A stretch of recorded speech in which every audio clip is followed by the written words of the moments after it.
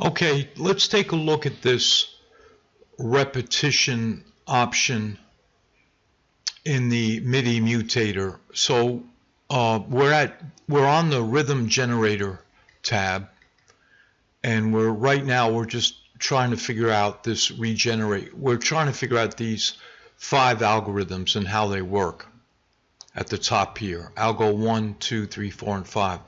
And we have this choice of this repetition option, and under that we have none, and then 1, 2, 3, and 4 bars. So let's check this out, and I'm going to start with none, and I think this is going to be pretty straightforward to understand what this does. And I think that it is important when you're composing to know how to use this thing.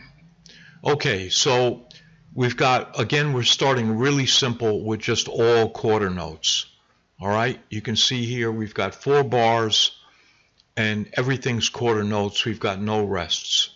Okay, so I'm just going to click on Algo 1, and let's take a look at the pattern. I can quickly see that the pattern, the changes, or the pattern, the new pattern, is the same in all 4 measures. Okay, and that's the key really to repetition none. I'm going to undo and hit it again just to make sure, and we see a new pattern with a quarter note, a rest, an 8th note rest, an 8th note, another 8th note on beat 3, and then a quarter note on the end of beat 3 and a rest. And that's the same pattern that's followed in measures 2, 3, and 4. I'll undo, and we'll just check one more time and confirm that we're going to get, each time we're going to get the same pattern in all the measures we have. So I'm looking at the first measure and the second, and guess what?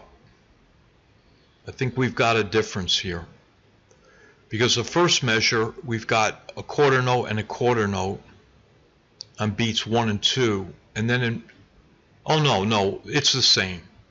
And then the second measure, sorry, it's the same. All right, we'll just do one more, and the pattern's the same for all 4 measures. Okay, so let's undo that. We're back to our quarter notes on all 4 measures. So that's repetition 1, and we can summarize that with saying the algorithm is going to make a change in one measure, and that change, that new pattern in one measure, is going to be repeated in the subsequent measures. Now, I'm not going to test this, but I'm going to guess that it doesn't really matter how many measures you have, whether you have 2 or 20 or anything in between. It's going to do the same thing when repetition is set to none. So it seems to me that 1 bar would act in a similar way, and I just hit 1 bar. Now when you change this, you don't have to, it automatically changes the result. So you can see that it popped over without me clicking on Algo again. But let's see if we've got the same result as we had. In other words, let's see if the pattern is the same in all 4 measures. And I'm looking, and yes, it is. It's the same in all 4 measures. Okay? So what is the difference between pattern none and pattern 1 bar? I really don't know. Perhaps if you had half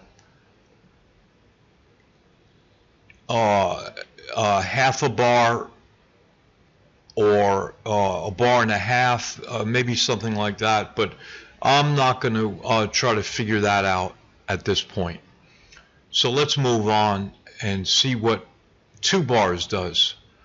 Okay, 2 bars.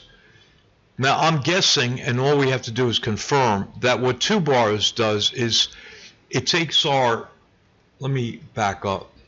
It creates a pattern for 2 bars, and then it repeats that pattern. So in other words, we get a pattern for 2 bars. Okay, so let's see. I'm going to hit, we've got 2 bars set, hit algo 1, and what we see is that the pattern in measure 1 or the pattern in measure 2 is not the same as measure 1. So that's good, because up till now it's been the same. When we had it on none or 1 bar, the pattern in each measure is exactly the same. Now it's not. So, you know, logically I was correct. When you hit 2 bars, you get a 2 bar pattern that's then repeated. And just double checking that, yeah, we can see bar 3 should be the same as bar 1, which it is, and then bar 4 should be the same as bar 2, and yes, indeed it is. Okay, so that's the 2 bar. Now 3, logically we'd get a 3 bar pattern that would then repeat on the next 3 bars, but we've only got a 4 bar phrase. So let's see what happens with 3 bars. Okay, let's see first of all if the first 3 bars, measures 1, 2, and 3, each one is unique. So we've got measure 1, which is just 2 quarters, an 1/8 note rest, and then a quarter. So a quarter on offbeat. And then bar 2, we have a rest, a quarter note rest on beat 1. So that's different. And then in measure 3, we have a tied note. So that's certainly different. Yeah, measure 3, in fact, measure 3 has got 1, 2, 3, 4, 5, and then this tied note, whereas measure 2 is just got 4 notes if we include the tie note, and then measure 1 has got 3 notes. So clearly each measures 1, 2, and 3 are each unique. So what does that mean? That means we've got a unique pattern that spans 3 bars or 3 measures. So it's a 3 measure pattern that doesn't repeat, and that's important. And then if we go back to measure 4, my question would be, is measure 4 the same as measure 1? Because in my analysis, yeah, and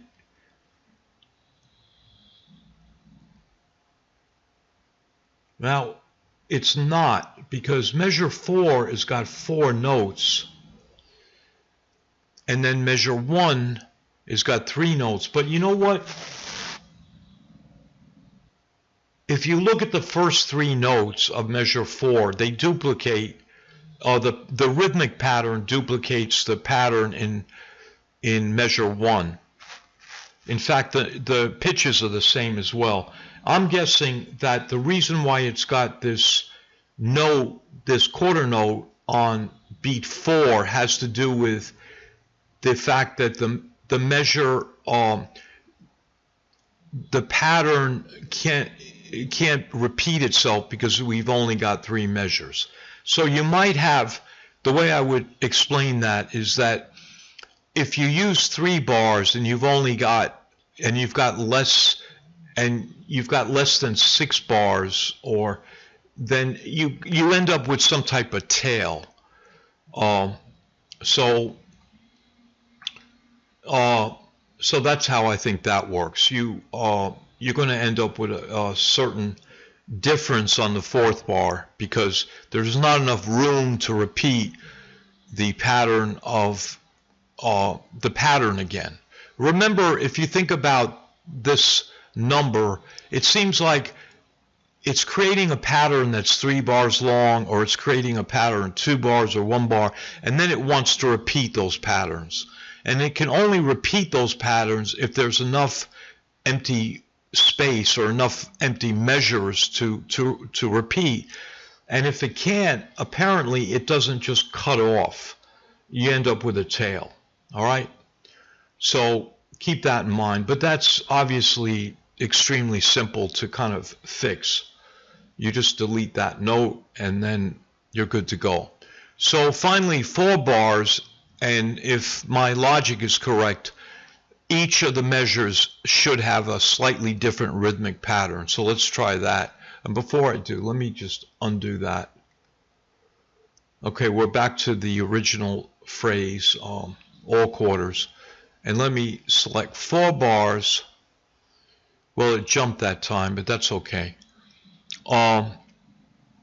And what do we see? Okay, here's the pattern, measure 1. Pattern in measure 2 is different because we've got a rest on the first beat. And then number 3 is clearly different. We've got a tied note.